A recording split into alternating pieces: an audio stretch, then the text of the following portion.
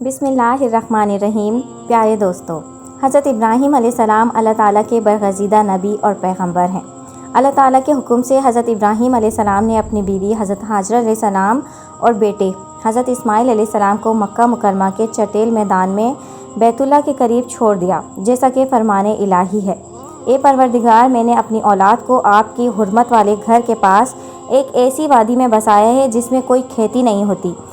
ہمارے پروردگار، میں نے یہ اس لیے کیا تاکہ نماز قائم کریں، لہٰذا لوگوں کے دلوں میں ان کے لیے کشش پیدا کر دیجئے اور ان کو پھلوں کا رزق عطا فرمائیے تاکہ وہ شکر گزار ہوں۔ حضرت ابراہیم علیہ السلام کی دعا ایسی قبول ہو گئی کہ دنیا بھر کے مسلمانوں کے دل مکہ مکرمہ کی طرف کھینچے چلے جاتے ہیں۔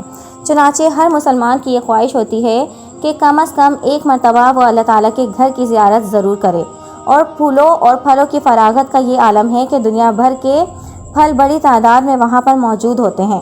جو کھانے پینے کے لیے کچھ نہ رہا تو حضرت ہاجرہ علیہ السلام بے چین ہو کر قریب کی صفا اور مروہ پہاڑیوں پر پانی کی تلاش میں دوڑیں۔ چنانچہ وہاں پر پانی کا چشمہ زمزم جاری ہو گیا۔ کچھ مدت کے بعد بنو جرہم کا ادھر سے گزر ہوا تو پانی کی سہولت دیکھ کر انہوں نے حضرت ہاجرہ علیہ السلام سے قیام کی اجازت مانگی۔ حضرت ہاجرہ علیہ السلام نے انہیں وہاں قیام کی اجازت دے دی۔ حضرت ابراہیم علیہ السلام کو خواب میں دکھایا گیا کہ وہ حضرت اسماعیل علیہ السلام کو ذبح کر رہے ہیں۔ نبیوں کے خواب سچے ہوا کرتے ہیں۔ چنانچہ اللہ تعالیٰ کی اس حکم کو تکمیل کے لیے مکہ مکرمہ پہنچ گئے، جیسا کہ سورہ صفات میں فرمان الہی ہے۔ پھر جب وہ لڑکا حضرت ابراہیم علیہ السلام کے ساتھ چلنے پھرنے کے قابل ہو گیا تو انہوں نے کہا کہ بیٹے، میں نے خواب میں دیکھتا ہوں کہ میں تمہیں ذبح کر رہا ہوں، اب سوچ کر بتاؤ کہ تمہاری کیا رائے ہے۔ جب باپ نے بیٹے کو یہ بتایا کہ اللہ تعالیٰ نے مجھے تمہیں ذبح کرنے کا حکم دیا ہے تو فرمانبردار حضرت ابراہیم علیہ السلام نے جواب دیا کہ ابا جان، جو آپ کو اللہ تعالیٰ کی طرف سے حکم دیا جا رہا ہے اسے کر ڈالیے، انشاءاللہ آپ مجھے صبر کرنے والوں میں پائیں گے۔ اللہ تعالیٰ کی رضا کے لیے حضرت ابراہیم علیہ السلام نے تاریخ انسانی کا عظیم الشان کارنامہ سر انجام دیا، جس کا مشاہدہ اس سے پہلے نہ کبھی زمین و آسمان نے کیا، نہ کبھی کریں گے۔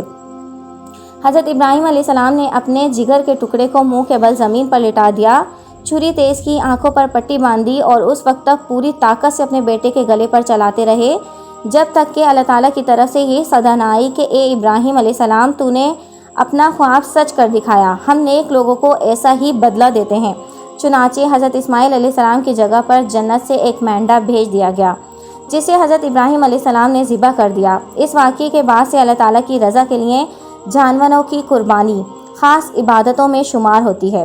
چنانچہ حضور اکرم صلی اللہ علیہ وسلم کی امت کے لیے بھی قربانی نہ صرف شروع کی گئی بلکہ جانوروں کی قربانی کا یہ سلسلہ کل قیامت تک جاری رہے گا۔ اس عظیم امتحان میں کامیابی کے بعد اللہ تعالیٰ نے حضرت ابراہیم علیہ السلام کو حکم دیا کہ دنیا میں سے میری عبادت کے لیے گھر تعمیر کرو۔ چنانچہ باپ بیٹے نے مل کر بیت اللہ شریف یعنی خانہ کعبہ کی تعمیر کی، اور فرمان الہی ہے اس وقت کا تصور کرو جب حضرت ابراہیم علیہ السلام بیت اللہ کی بنیادیں اٹھا رہے تھے اور اسماعیل علیہ السلام بھی ان کے ساتھ شریک تھے، اور دونوں یہ کہتے جاتے، اے ہمارے پروردگار، ہم سے یہ خدمت قبول فرمائیں۔ بیت اللہ کی تعمیر سے فراغت کے بعد اللہ تعالیٰ نے یہ حکم دیا کہ لوگوں میں حج کا اعلان کر دو۔ حضرت ابراہیم علیہ السلام نے حج کا اعلان کر دیا۔ چنانچہ حضرت ابراہیم علیہ السلام کا اللہ تعالیٰ نے نہ صرف اعلان سنا بلکہ اس وقت کے لوگوں تک پہنچا دیا، بلکہ عالم ارواح میں بھی تمام روحوں نے یہ آواز سنی۔ جس آدمی کی قسمت میں بیت اللہ کی زیارت لکھی تھی اس نے اس اعلان کا جواب میں لبیک کہا، فرمان الہی ہے، اور لوگوں میں حج کا اعلان کرو تاکہ وہ تمہارے پاس پیدل لائیں اور دور دراز کے راستوں سے سفر کرنے والے ان اونٹنیوں پر سوار ہو کر آئیں جو لمبے سفر سے دبلی ہو گئی ہوں۔ تو یہ تھا آج کا ہمارا واقعہ۔ امید ہے آپ کو پسند آیا ہوگا۔ اگر پسند آیا ہے تو میرے چینل کو لائک، شیئر اینڈ سبسکرائب۔ اپنے دوستوں کے ساتھ یہ واقعہ لازمی شیئر کریں۔ Thanks for watching. اللہ حافظ۔